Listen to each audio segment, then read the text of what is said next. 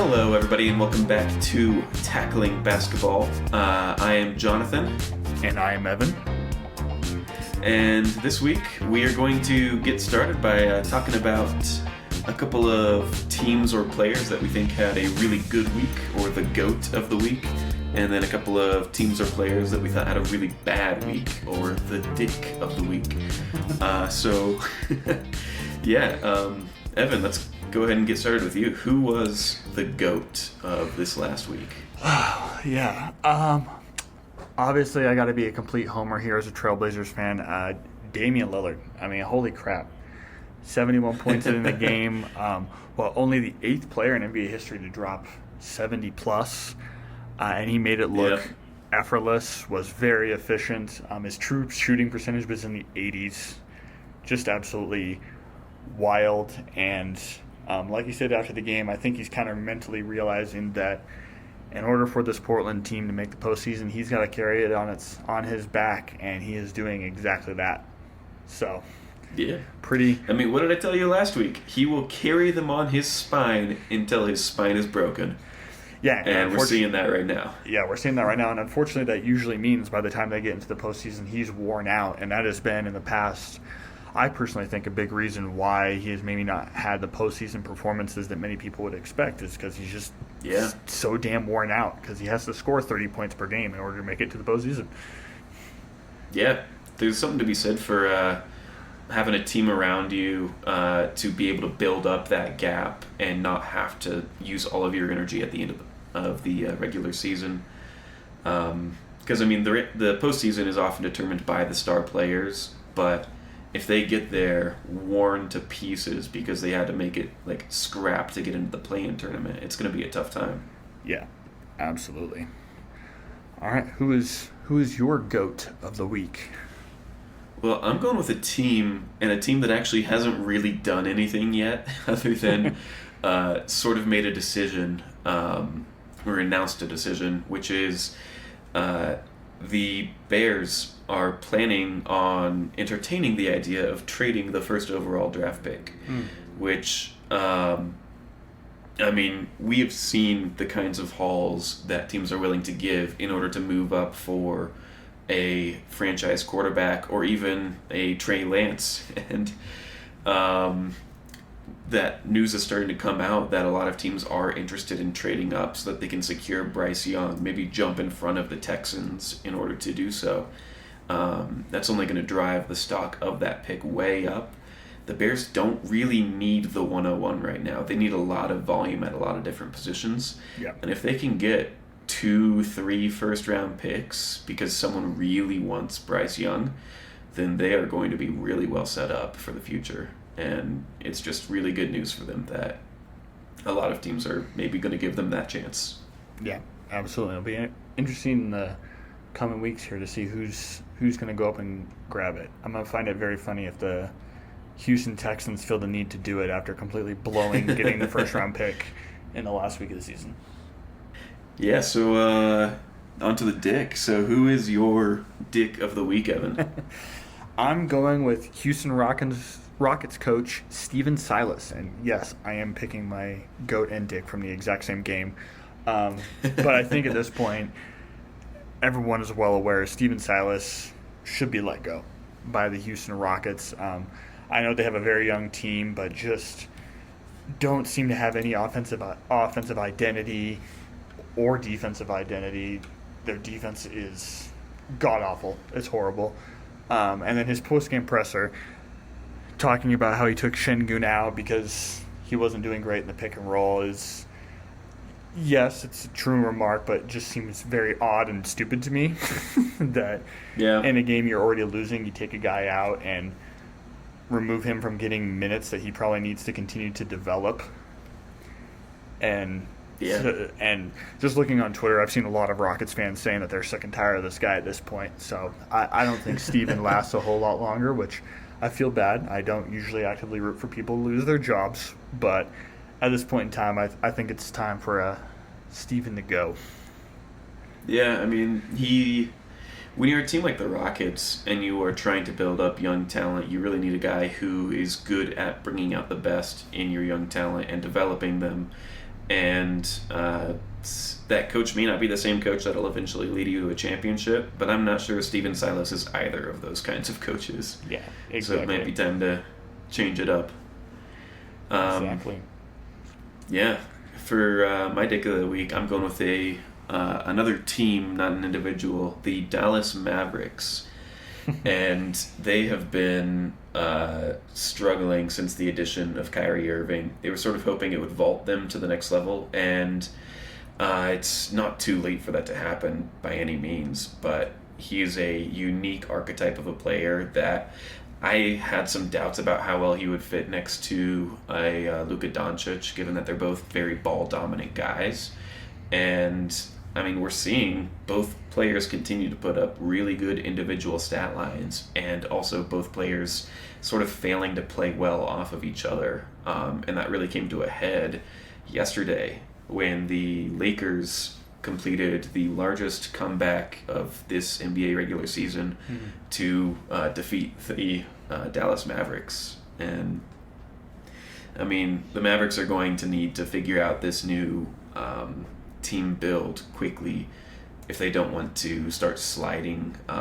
Even like they are half a game out of the play-in tournament right now, so they might have to start fighting for their playoff lives here if they don't get things figured out pretty quickly. Yeah, for sure. Well, and a lot of people chatted about it when the trade first went down, that the Mavs essentially lost all of their defensive capability in that trade, and that is definitely showing right now.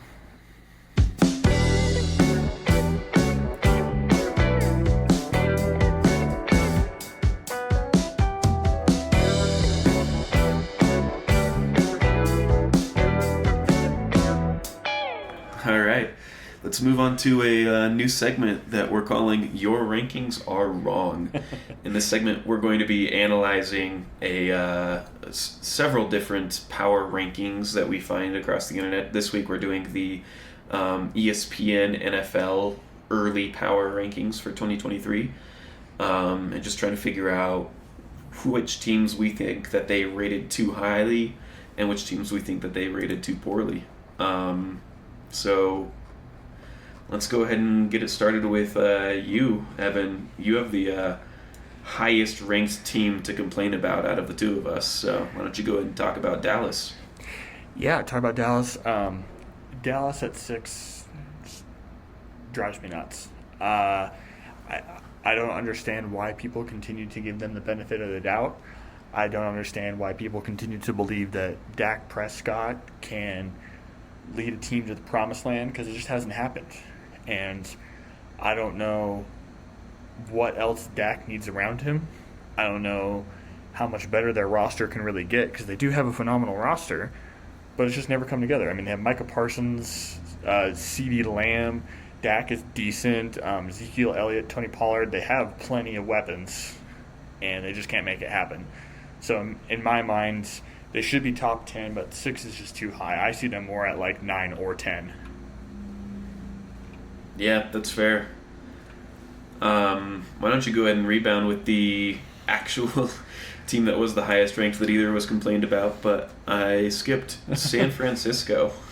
San Francisco, and this isn't really too much of a complaint. I would just put, so right now the list that we're looking at lists San Francisco at 3 above the Bengals and the Bills, and I would move the Bengals and the Bills above the 49ers, not because the 49ers aren't good, not because they don't have a great roster, because they do, but just because quarterback is such a massive question mark for them. I mean, no one has any clue. Yeah. I'm not even sure the 49ers front office has any clue what they're going to be doing this next season. It was just announced recently that Brock Purdy, his elbow is too inflamed to do this surgery, so it got pushed back. So we're now looking at the potential that Brock Purdy may not even be ready to go by the start of the season, let alone Trey Lance. So then you come in with the question of, do they keep Jimmy G? Do they let Jimmy G walk and you just go along the first couple weeks with some random dude? There's a lot of questions, and I know they've shown that they seem to be able to win with whatever quarterback, but I think Brock Purdy was more lightning in a bottle than anything. So I don't see them as being the third best team in the NFL at the start of 2023. Yeah, that's super fair. I mean, there's a lot of teams that I think rankings sort of favored a little bit higher than they should as a result of they do have a lot more volatility than a lot of these other teams. And in my mind, that lowers your value. I guess ESPN sort of thought the other thing where, like, the 49ers have two good quarterbacks that they get to choose between. And what? Yeah, it's just a lot of questions coming out of teams like the San Francisco 49ers right now. And like the Seattle Seahawks as well, in my opinion. They are ranked 13th in the power rankings, and honestly, there are way too many questions that I have about this team. Are they going to be re-signing Geno Smith? Are they going to be taking a rookie at 5th overall, which it seems like everyone in Seattle is against right now? I honestly am in favor of it. If the right guy falls to 5, you don't get this opportunity very often. So, but they just are a strange team to place. Only a 9-8 record last year, with none of their starting quarterback or neither of their quarterbacks are still under contract this year, I believe. So way too much to consider it before you can put them somewhere like 13th overall. Yeah, absolutely. Well, it looks like we both listed Minnesota as being a point of concern. Why don't you get started? I want you to start on this one, actually. My main complaint is where are they at? They are 9th. They're 9th. Yeah, they're 9th here. They're a bunch of fucking frauds.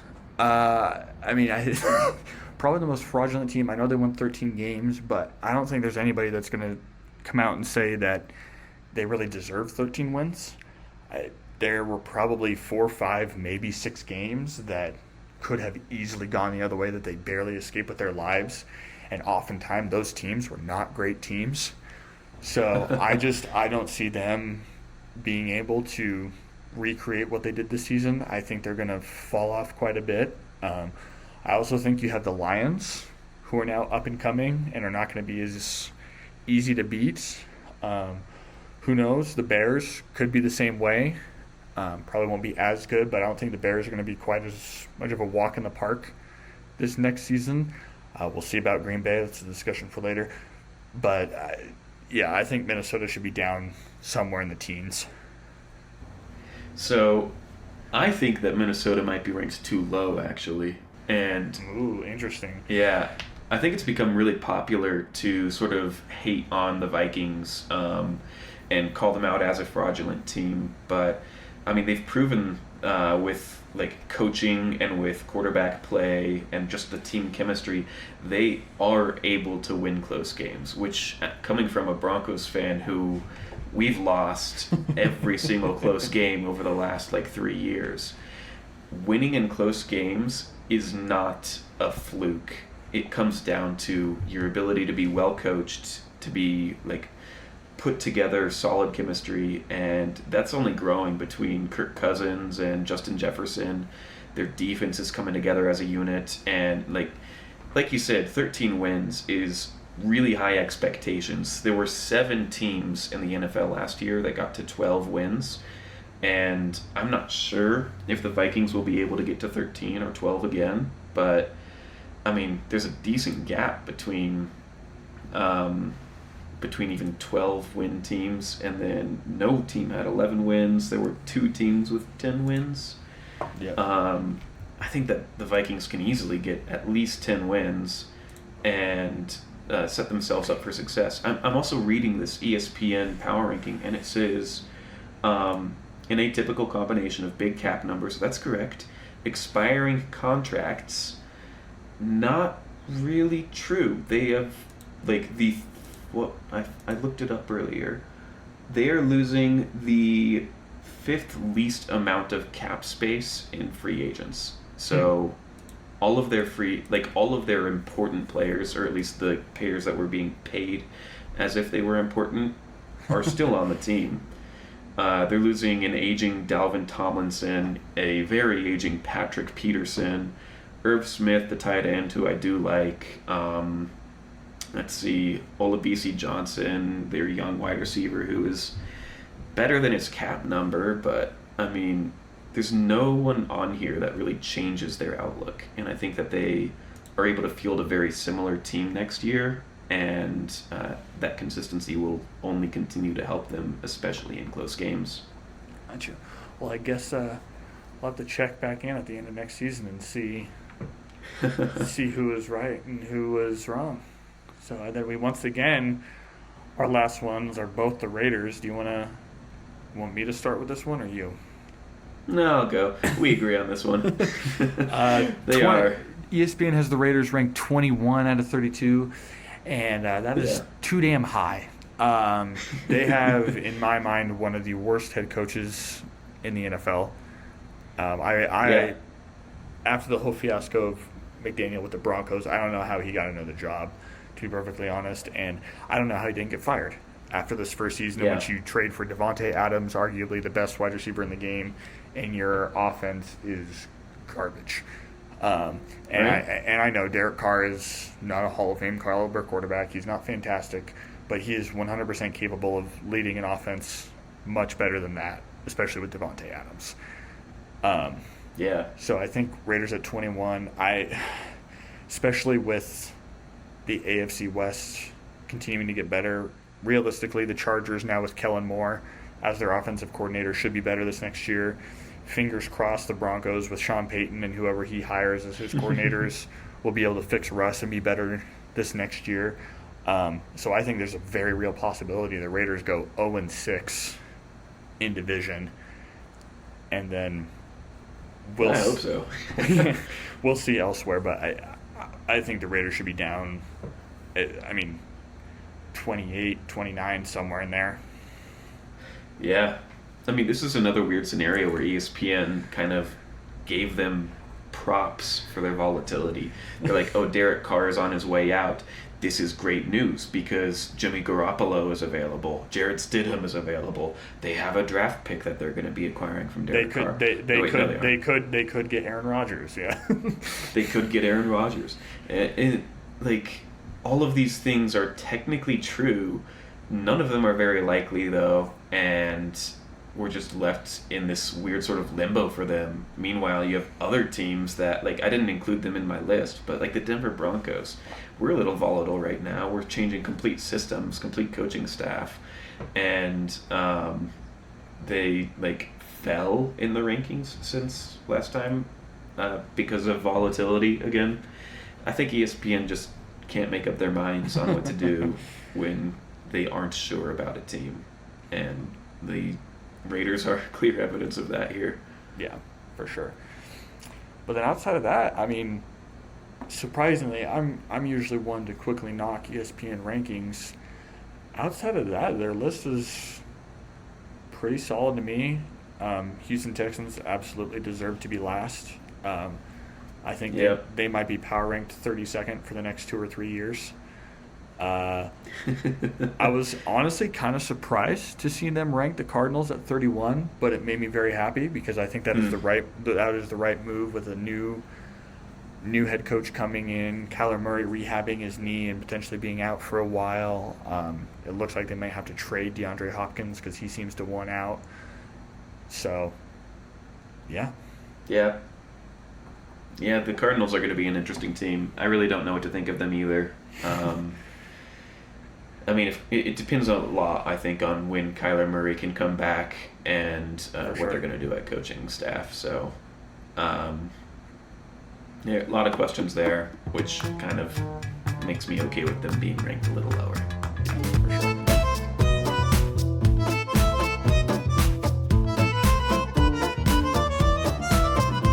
All right, moving right along. We have our normal betting segment titled 100 Units. As a reminder, this is where we each place a bet that we think will have a good chance of hitting, and we use units instead of dollars because our finances are private. A unit is equal to 1% of your annual budget, roughly, and we're just keeping track of how we do throughout the course of the year. So little bit of weekend review from last week.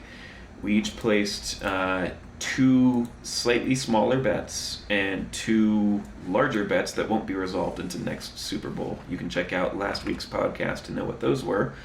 But after a couple of bets being resolved, my Nuggets over Cavaliers money line and Evan's parlay on most NBA games for that Thursday, I am up 1.1 units and Evan is down half a unit. So, let's see if this is any indication on what will happen this week. Evan, what you got for your bet? Yeah, I decided to take a different route. Once again, put a parlay together just because I'm a slut for parlays. They're just fun to me. But this time I just did a same game parlay. And for Monday, February 27th, I'm picking Celtics money line at minus 138. Jalen Brunson to have 20 plus points. Marcus Smart to have 10 plus points. Jason Tatum to have 25 plus points. Jason Tatum to make 3 plus threes. Malcolm Brogdon to make 2 plus threes. And Marcus Smart to have over 10.5 points. Not sure why FanDuel allowed me to do Marcus Smart twice, but we're going to take it and take the increased odds for a total bet of plus 749, and I put half a unit down on that. All right. For my bet, I'm going a full unit and keeping it a little bit simpler. So just one money line. I'm taking the Indiana Pacers over the Dallas Mavericks. Obviously, the Dallas Mavericks are favored in this matchup, and I think rightfully so. But they also are still dealing with a lot of that volatility. And until they are able to figure out this new chemistry, I think that it adds a lot of sway to their current odds. And plus 255 for the Pacers is plenty of wiggle room for me to think that that is a winning bet. So hopefully it hits. We'll see.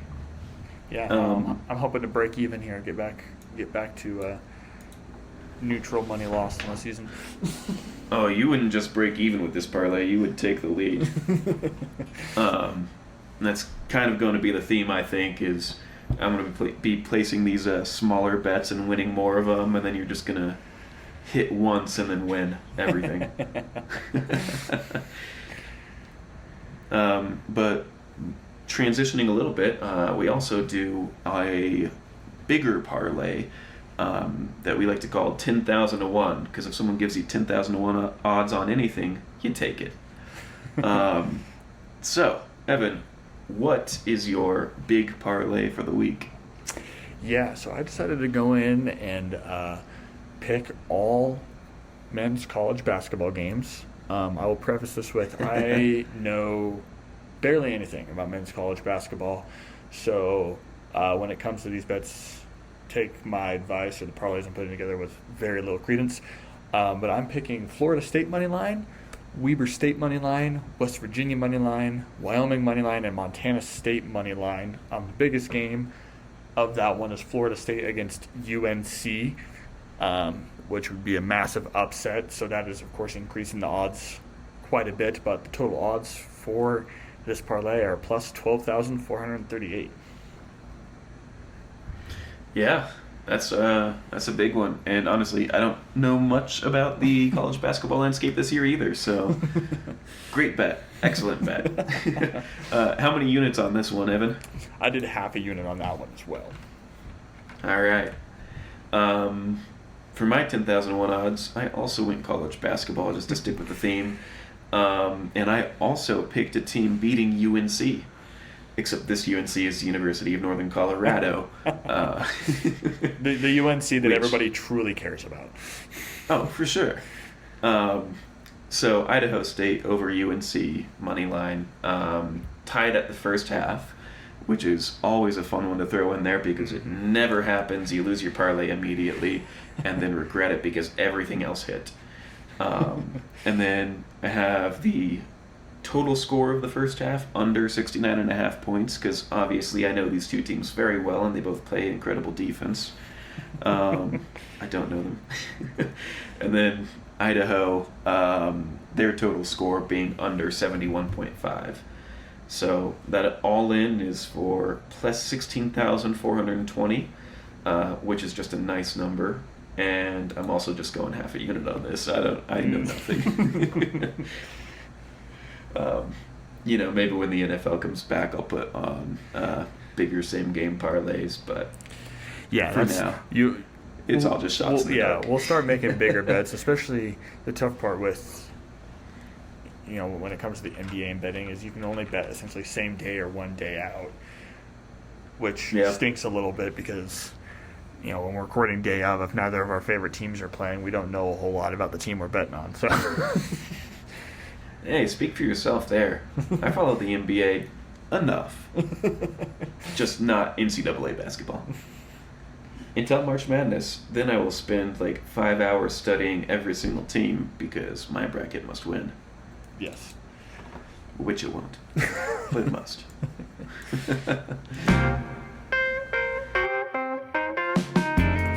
Yeah, so we're moving on to our weekly Irrational Fan rants. If you listen to the first episode, we did rants about our favorite NFL teams, Jonathan the Broncos, myself the Packers. This week we're going to switch it up and head over to the NBA. So we'll have Jonathan kick it off with his rant about all things Denver Nuggets, which there really isn't much to rant about right now. Not a lot to be upset with right now, that's for sure. I mean, I recently started tracking something that I'm calling the Denver Nuggets magic number, which is our pursuit for the 1 seed, just seeing how many games do we have to win to guarantee it, or do other teams have to combine and lose for us to guarantee it. Right now, with 20 games left in the regular season, the magic number for the Denver Nuggets is 16. So if we win 16 games, which is about where our season average actually is, slightly above our season average, we are guaranteed the 1 seed. Or if we win, say, 12 games, and then the Memphis Grizzlies lose 4 of their games, then we also get the 1 seed. So that's a fun number that I'll continue to track. But then the other really awesome stat that I've been looking at is Nikola Jokic, because, I just can't get enough of him. Last night, it took him a few extra minutes to get it, but he secured his 23rd, I believe, triple-double of this season. His 27th straight triple-double that results in a team victory, which is the longest streak in NBA history. He's averaging a triple-double, honestly hanging on by a thread right now. He's 1 assist over a 10-assist average. And so there's obviously concern that if he falls just even barely shy of the triple-double mark, that'll be enough for voters to say that he's not the MVP. But, when you combine team success with individual success, and there's not much clearer of a statistic to look at than, hey, every time he gets a triple-double, which is an individual statistic, the team wins. So his success is the team success, happens all the time, and I think that he's running away with the award. Mm-hmm. Yeah, that's fair. All right, over to you, Evan. All right, yeah, a little bit more to rant about with the Portland Trailblazers than there is with the Denver Nuggets.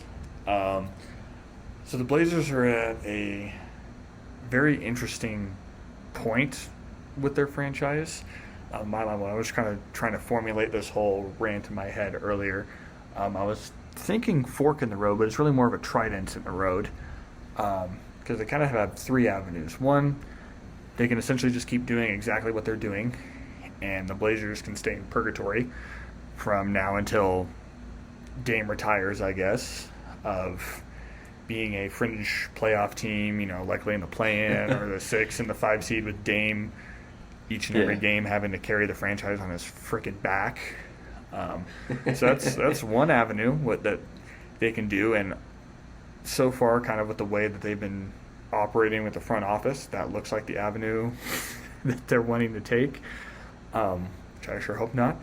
Other two lanes, one is the win now with Dame mentality, which Yeah.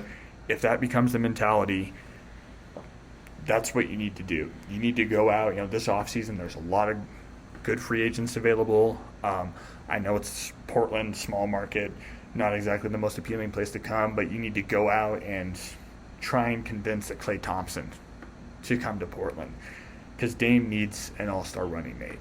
As great as it would be for the Blazers to just be able to go win a title with Dame being the sole guy, it's not going to happen, especially in today's NBA and especially in the Western Conference. So they need to go out and do that this offseason. They need to re-sign Jeremy Grant. And then ultimately, and the biggest thing in my mind is trade Anthony Simons. I think they need to finally be done with the small backcourt experiment that they've been running now for the past decade. First with Dame and CJ, and now with Dame and Ant. It doesn't work. Offensively, when both guys are firing on all cylinders, sure, it's fantastic. It's fun to watch. They're raining threes everywhere and making incredible shots. But the defensive liabilities that come with that just outweigh it. And Yeah, without a doubt. And so I think the Blazers need to trade Ant away for a guy like OG Anunoby, I think, or someone else kind of in that same vein, and embrace the bigger two-guard spot, or even just bigger lineup as a whole around Dame, to essentially offset Dame's defensive liabilities. Because right now you put Dame up against a Steph can drop 40 on him. A, because it's Steph Curry, but B, because Dame's not putting up much of a fight. So I think, example, trading for OG Anunoby, you can then have a starting lineup of Yusuf Nurkic, Jeremy Grant, Shaedon Sharper, Nasir Little, OG Anunoby, and Damian Lillard. I think that is a very competitive starting lineup. Obviously, it still doesn't feature that all-star that I would love to see. But that could happen through trades. They now have draft capital. They now have plenty of young talent that they can work with to try and get somebody else in there. A lot of Blazers fans recently have been putting out tweets and stuff trying to convince Joel Embiid to come join Dame, which I'd be fine with that. But so we'll see what happens. So that's another option. And then the third option is rebuild, which, with the way the front office has been operating recently, might be the easiest avenue for them to take, and that would, of course, feature trading Damian Lillard. As much as it kills me to say, I mean, they've stocked up a ton of young talent. I mean, Matisse Thybulle, Shaedon Sharpe, Nasir Little, Anthony Simons. They now have a decent amount of draft capital, so they are in position to where they then wanted to trade Dame this offseason. They would get a hell of a lot out of them. Between for sure. draft picks, and you could get some more young guys if you want. And they would position themselves perfectly to, over the next few seasons, rebuild. And it wouldn't even be the tank situation that a lot of people hate so much. It would really just be a reset and reload scenario. And so the Blazers need to decide. Obviously, I don't want them to pick the stick in purgatory option. I would love for them to choose and embrace the win now with Dame mentality. But I also think, as a Blazers fan, as much as I love Dame, I also want this team to be able to be successful. And if they're just going to give Damian Lillard a whole bunch of young guys, you're not accomplishing anything. So they need to figure that out. And then with all of these, Chauncey Billups needs to be fired. I don't care. Chauncey 100% deserved a chance to be a head coach in the NBA. And it was just kind of, unfortunately, the Blazers were the guinea pig team. It hasn't really worked out. The Blazers' defense is worse than ever, which, for Blazers fans out there, everybody knows how bad the Blazers' defense was with Terry Stotts as the head coach. And I don't think anybody thought it could get worse. But here we are. And then he stopped using the pick and roll much, which is what Nurkic and Dame are best at together. So that doesn't make a whole lot of sense. He's not working out. So they need to figure out a different spot at head coach regardless of what avenue they take. Yeah, without a doubt. So your preference then is the build around Dame, including trade away Anthony Simons? Yeah, Wow. 100%. Because I mean, and that may be a little bit of a, just being a Blazers fan. Because obviously I want to see Dame be successful in Portland. I want him to I mean, retire. for sure. I want to see him retire as a Yeah. Blazer. But I don't think having the starting lineup be Dame and Ant together is what is going to get us there. It just, Yeah. especially with in today's NBA, how important the guard position is, and how much offensive volume comes from there.